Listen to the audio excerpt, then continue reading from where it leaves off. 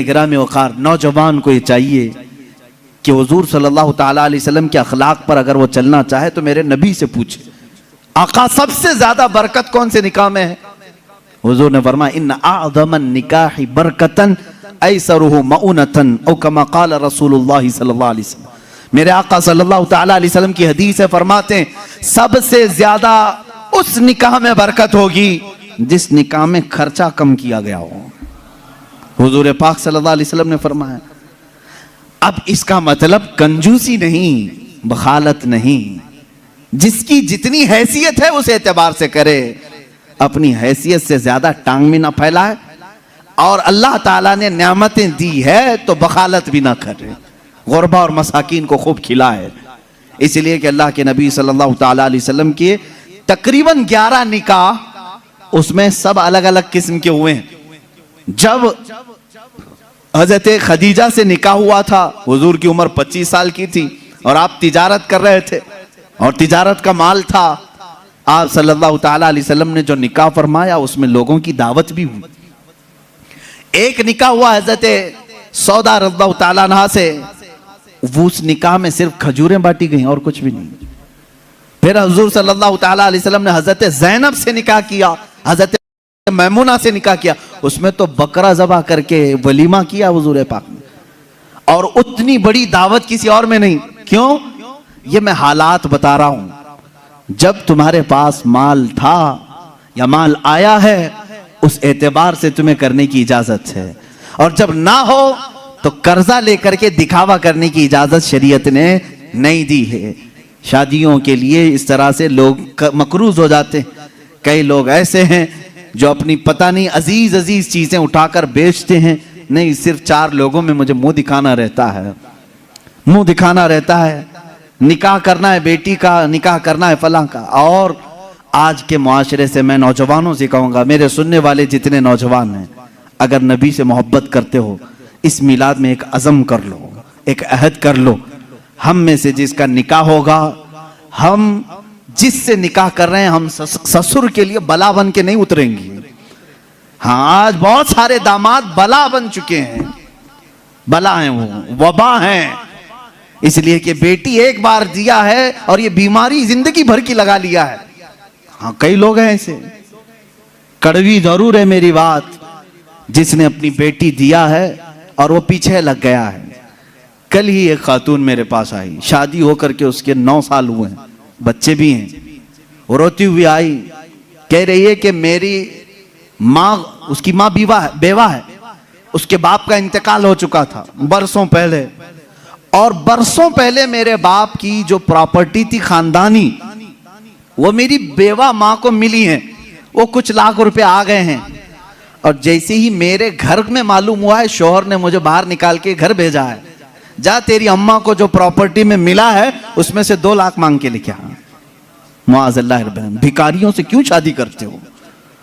इस तरह के लोग जो अपनी औरत पर अपना महल सजाना चाहते हैं, उनकी हैसियत बहुत जलील है, बहुत जलील। मैं आपको बताऊं, तुम बर्बाद होना चाहते हो, जिसकी ख्वाहिश है वो मुझसे पूछ ले, मैं बता दूंगा। तौबा अस्तगफिरुल्लाह, कोई नहीं चाहेगा, हर कोई बरकत का रास्ता हमसे पूछता है, लेकिन ये रास्ता भी मैं बता देता हूं, जो अपना बिजनेस और अपनी बरकत सब बर्बाद करना चाहता है, उसके लिए बाज़ बुजुर्गों ने फरमाया, वह अपनी बीवी से जबरदस्ती उसका माल लेकर के बिजनेस में लगाया हो, वहीं से शुरुआत हो जाएगी नहुसत की। उसके दिल को तोड़कर जो माल ले जाकर के लगाओगे तो फिर वहां से, हाँ, बखुशी देना और बात है, पसंदीदगी के साथ देना और बात है।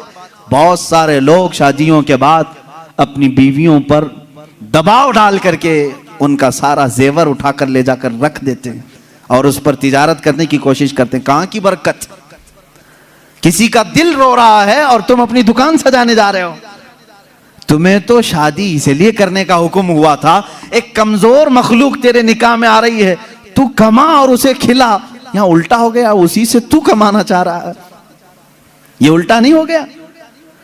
बहुत सारे लोग ये इंतजार में रहते हैं शादी होगी तो अभी मांगना क्या क्या है, कार मांगे कि बाइक मांगे और क्या क्या चीजें मांगे। उन भिखारियों से मैं कहता हूं कटोरा लो और गली गली घूमो, हर जगह जाओ, 1 साल में बहुत कुछ मिल जाएगा। और अगर तुम्हें शर्म आती है तो मेरे अजीजों, एक खातून से और उसके बाप से इस तरह के मुतालबे हरगिज ना करो। हाँ, मांगने के तरीके भी अलग अलग हैं। पहले खुलकर मांगते थे, बोलते थे ये चाहिए, लिस्ट आती थी, सारी लिस्ट आती है खातून के घर में, ससुराल। लेकिन अभी कुछ नहीं, हमारी कुछ भी ख्वाहिश नहीं है, एक अच्छी शादी करके भेजो, अच्छी शादी करो। अच्छी शादी का मतलब डेनिसन में होना चाहिए। मैं तो यहां नाम ले रहा हूं, तुम दबा करके अपनी ख्वाहिशों का जिक्र करो और उसी में दबे लफ्जों में सारी चीजें। हमको कुछ मत देना, अपनी बेटी को ही जो कुछ भी देना है दे दो, हम उस पर नहीं कहेंगे। और बाप बेटी को जो जो दे बाद में ताना मारेंगे, क्या तेरा बाप इतना नाअहल है, तुझे एक वॉशिंग मशीन नहीं दिया, तुझे एक पलंग नहीं दिया, तुझे एक तिजोरी नहीं दिया, तुम तो कह रहे थे कुछ नहीं चाहिए। अजीजा ने गिरामी, ये भी तरीका भीख मांगने का ही है। भीख मांगने, ये जहेज की लानतों को खत्म करो। जो वो अपनी खुशी से ले आए वो उसका माल है, तुम्हारा नहीं। औरत जो अपने घर से लाती है वो उसका खुद का माल है, शोहर का नहीं, ना ससुराल का है। औरत जब तक चाहे उसे इस्तेमाल करे, वो इजाजत दे तो दूसरे इस्तेमाल करें। तुम शरीयत का मसला समझते हो? अगर उसकी इजाजत के बगैर किसी दूसरे ने इस्तेमाल किया उसके माल को, कल क़यामत के दिन उसकी पकड़ होगी, उसकी नेकियां जब्त की जाएंगी, तुम हुकूकुल इबाद में गिरफ्तार हो जाओगे। ये मसाइल हल्के नहीं हैं। इसलिए मेरे अजीजों, वो और होंगे। मुझे यहाँ मालूम है कि ये रिवाज क्यों आए जानते हैं? यहाँ पर हिंदुओं के यहाँ ये माहौल है, जहेज की रस्म बहुत खतरनाक बला है उनके यहाँ। आज भी औरतें जलाई जाती हैं जहेज के नाम पर। बाज स्टेट ऐसे हैं आज वहां जहेज के नाम पर बहुत खतरनाक मामलात ससुराल वाले करते हैं। ये रस्म और रिवाज पहले से चली आई, जिसकी वजह से आप लोगों ने ये अडॉप्ट किया। वरना मैं कहता हूं नौजवानों को, अरब में जाओ, शादी करना मुश्किल हो जाएगा। हाँ, वहां पर तुम क्या मांगोगे?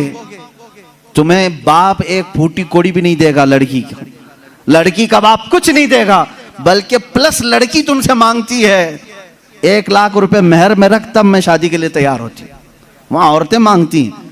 सऊदी में तो आधा किलो पाव किलो सुन्ना मेहर में देना पड़ता है। बेचारे कितने नौजवान ऐसे कमाते कमाते मेहर की रकम 40 साल के हो जाते हैं। बाहर वहां अरब में आज भी ये रिवाज, औरत का हक है मांगना, मर्द क्या मांगेगा? यहां जो हमारा माशरा बदला है उसकी वजह हमारी सोहबत है, जो देख रहे हैं हम इधर उधर। ये सोहबत का असर है जो तुम्हारे यहां जहेज की लानत आ गई। इसे निकालो अपने हाथ से। और किसी भी औरत के घर उसके बाप पर बला बनकर के नाजिल ना हो। जब तुम बाप बनोगे तुम्हें पता चलेगा एक जिगर के टुकड़े को, बेटी को रुखसत करना कितना सख्त तरीन मामला होता है।